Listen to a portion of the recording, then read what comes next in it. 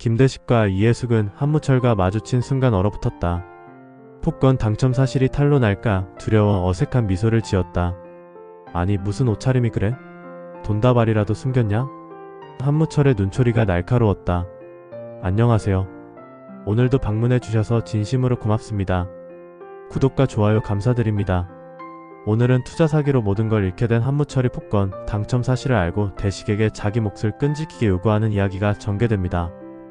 또한 큐태의 아들이 갑자기 쓰러져 수술하게 되자 당첨금으로 이를 돕는 대식이 찐 의리를 보여줍니다. 바로 시작하겠습니다. 김대식은 당황하며 말을 더듬었다. 아니 그냥 추워서 이렇게 입었어. 너는 왜 여기 있는 거야? 나? 은행 일 때문에 온 거지. 근데 너희 둘이 이상하게 행동하는데? 한무철은 의심스러운 눈빛으로 두 사람을 번갈아 쳐다봤다. 이해숙이 나서서 말했다.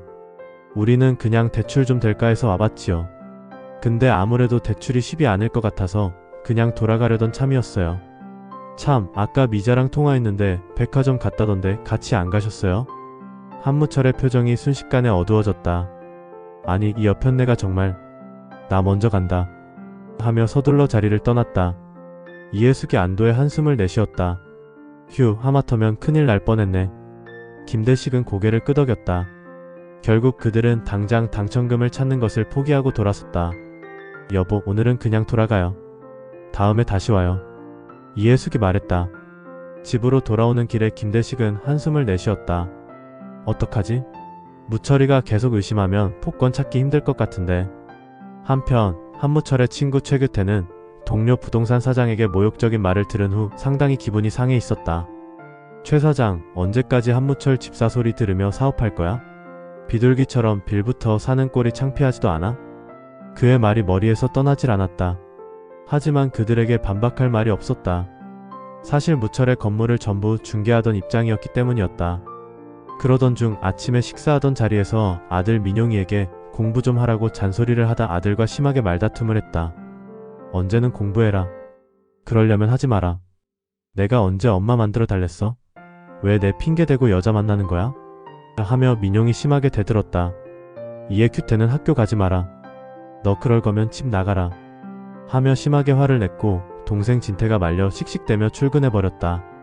이후 민용은 갑자기 가슴을 부여잡고 쓰러졌다.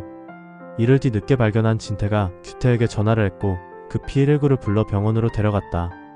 의사는 스트레스로 인한 심장 발작이라고 진단했다. 평소에 심장 질환이 있었나요? 의사가 물었다. 큐태는 충격받은 표정으로 고개를 저었다. 아니요. 그런 적 없었어요. 의사는 심각한 표정으로 말했다. 검사 결과를 봐야겠지만 선천적인 심장 질환이 있는 것 같습니다. 당분간 입원해서 치료를 받아야 할 것 같네요. 큐태는 병원 의자에 털썩 주저앉았다. 엄마 없이 키우느라 그동안 잘해준 것도 별로 없는데 사춘기도 못 받아주고 화를 냈던 자신이 한없이 원망스러워 답답한 마음에 눈물이 났다.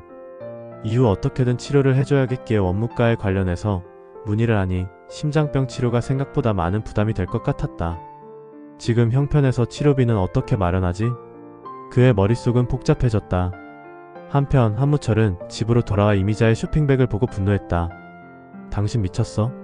이게 얼마짜리인 줄 알아? 우리가 지금 어떤 상황인데? 한무철이 소리쳤다. 이미자도 지지 않고 맞받아쳤다. 나 미친 게 아니라 당신이 미쳤지. 장미라는 여자랑 놀아나면서 나한테 무슨 말을 해? 뭐? 장미? 누가 그런 소리를 해? 한무철이 당황했다. 모르는 척하지 마. 전화도 수시로 오고 만나는 것도 다 알아. 투자한다는 핑계로 여자랑 놀아나는 거지? 한무철은 이미자에게 사기를 당한 사실을 털어놓았다. 나 사기당했어. 장미라는 여자가 바람 잡아서 그 사기꾼 장대표 놈한테 놀아난 거야. 그 회사에 투자했는데 지금 모든 투자금을 잃을 위기야. 이미자는 충격에 빠졌다. 뭐? 아니 대체 어떤 투자를 했기에? 한무철의 한숨과 이미자의 너 나간 표정은 이어질 집안 풍파를 예고하는 듯했다. 다음날 김대식과 이해숙은 다시 은행을 찾았다. 이번에도 한무철과 마주칠까봐 조심스럽게 주위를 살피며 움직였다. 마치 007 첩보 영화 주인공들처럼 신중하게 행동했다. 아, 다행이네. 오늘은 무철이가 없네. 김대식이 안도했다.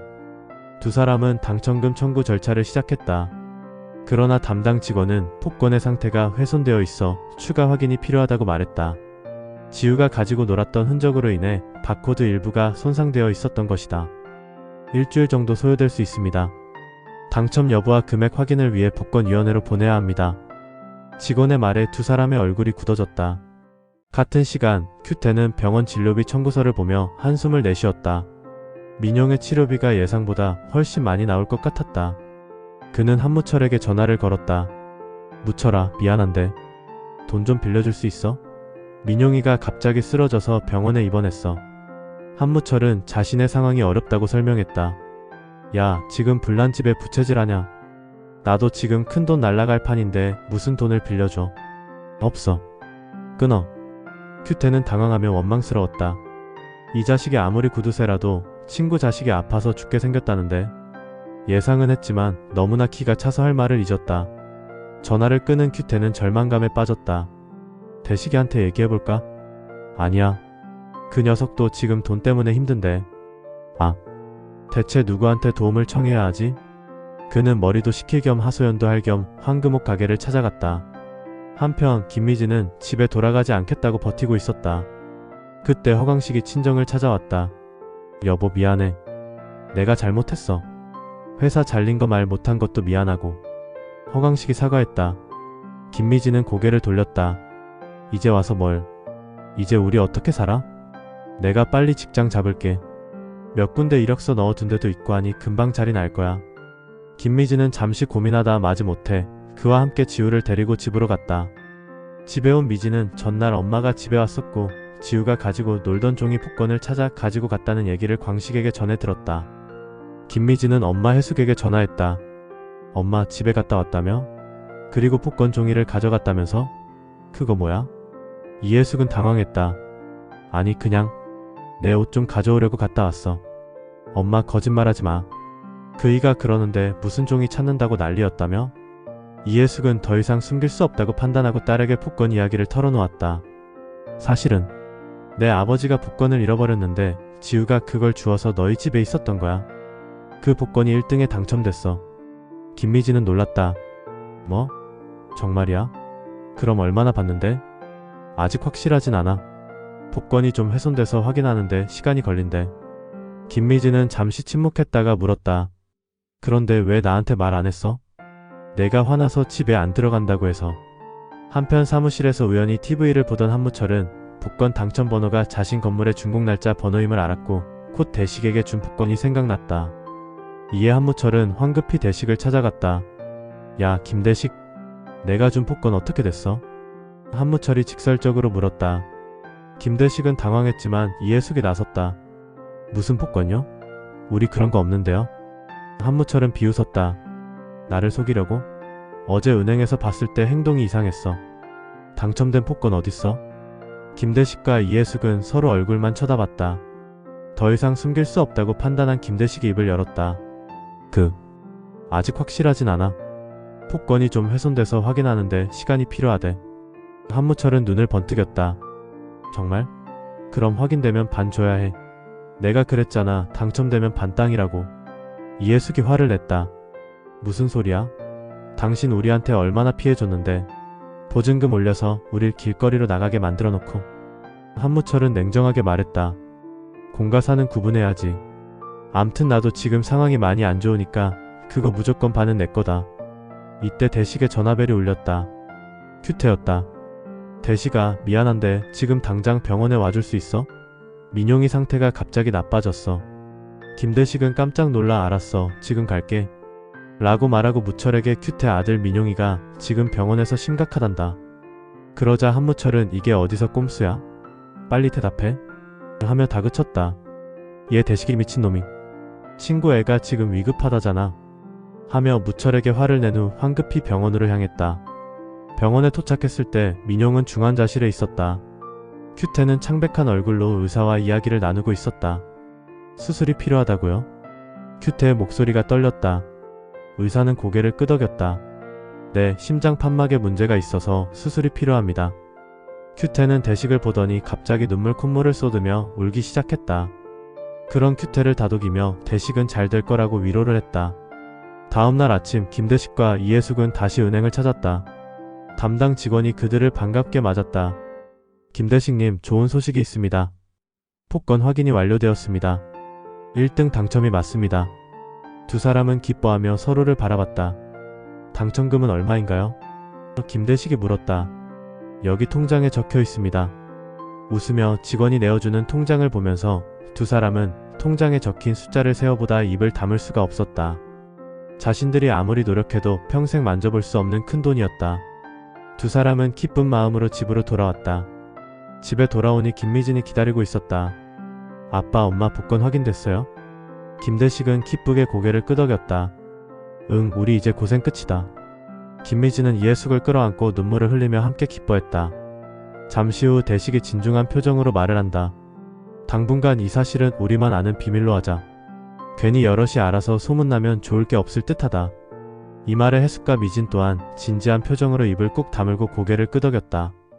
그때 전화가 울렸다. 큐태였다.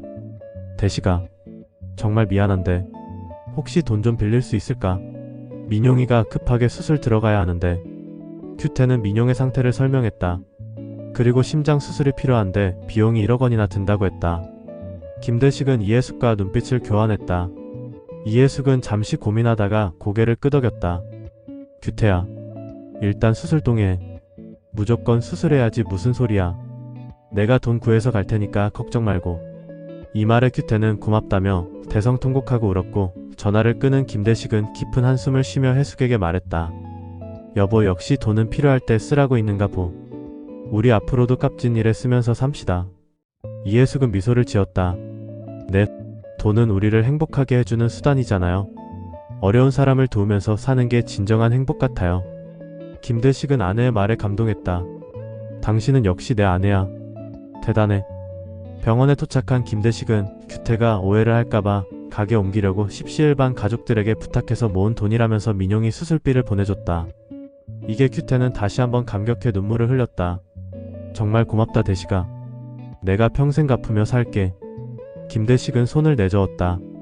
야, 무슨 소리야. 우리 40년 절친 아니냐. 내 자식이 내 자식이나 마찬가지인데 당연히 나도 할 건 해야지.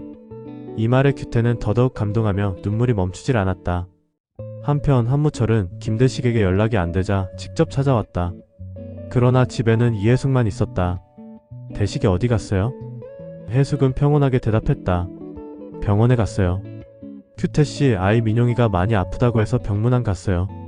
한무철은 놀랐다. 민용이가 그렇게 많이 아프대요? 해숙은 의아한 듯 얘기했다. 큐태씨가 무철씨한테도 얘기했다던데 몰랐어요? 무철은 일단 당첨금 얘기도 해야겠기에 다급한 마음에 해숙의 말을 무시한 채 다급히 병원으로 향했다. 병원에 도착한 무철은 대식을 보자마자 앞뒤 절미하고 야, 김대식, 내 거 반은 언제 줄 거야? 라며 따졌다. 김대식은 한숨을 쉬었다. 야, 한무철, 지금 친구 아들이 아프다고 병원에 온 건데 오자마자 돈 얘기야? 한무철은 불만스러운 표정으로 대꾸를 했다. 그러니까 빨리 정산부터 하라고. 이 말에 짜증이 난 대식은 딱 부러지게 말하고는 뒤도 안 보고 돌아섰다. 너 조용히 기다려. 안 그러면 국물도 없다. 정신 차려 자식아. 지금 갑과 을 상황 파악이 안 되냐? 간만에 통쾌하게 한마디 던지고 돌아서는 대식을 보며 무철은 어이없다는 듯 입을 다물 수가 없었다. 그날 밤 큐태의 아들 민용은 성공적으로 수술을 마쳤다. 큐태는 감사의 마음으로 김대식에게 연락했다. 대식아, 정말 고맙다. 민용이 수술 잘 끝났어. 김대식은 기뻐했다. 다행이다. 빨리 회복하길 바랄게. 큐태는 목소리를 낮췄다. 근데 무철이 자식은 아까 병원 앞가다 씩씩대면서 그냥 가던데 왜 그런 거야? 김대식은 웃으며 말했다. 그런 게 있어. 일단 넌 아들 간호나 잘해. 나중에 다 말해줄게. 그 말에 별일 아니라고 안심한 듯 큐태는 재차 고맙다며 전화를 끊었다. 이해숙은 미진과 광식 부부를 불러 함께 식사를 했다. 김미진과 허광식은 화해를 했고 지우는 행복하게 놀고 있었다. 아빠, 이제 우리 어떻게 할 거예요? 김미진이 물었다. 김대식은 미소를 지었다. 일단 너희 장사할 거 있으면 지원해줄게. 잘 알아봐라. 직장 생활보다 어쩌면 지우도 보살필 겸 그게 좋을 것 같다. 곧 말을 이었다. 또 석진이 아진이 위해서도 그만큼 저축해서 출가할 때 보태줄 거고 우리도 한적한 동네에 집 한 채 마련해서 편하게 살까 생각 중이야. 허광식이 말했다. 장인어른 정말 감사합니다. 저도 제 장사하면 정말 잘할 수 있어요. 식사를 마친 후 김대식는 마당에 나가 하늘을 바라봤다. 이해숙이 다가와 그의 어깨에 손을 얹었다. 여보 뭐 생각해요? 김대식는 미소를 지었다. 그냥 인생이 참 알 수 없다는 생각이 들어서. 이렇게 행운이 찾아올 줄 누가 알았겠어? 이해숙은 그의 손을 잡았다. 그렇죠. 근데 난 복권보다 더 큰 행운이 바로 우리 가족 같아요. 김대식는 고개를 끄덕였다. 맞아, 돈은 왔다가 갈 수 있지만 가족은 영원하니까. 그렇게 김대식 가족은 예상치 못한 행운을 통해 더 단단한 가족의 끈으로 묶이게 되었다. 비록 복권이 행운이 될 수는 있어도 화목한 가족만큼 대운이 될 수 있을까요?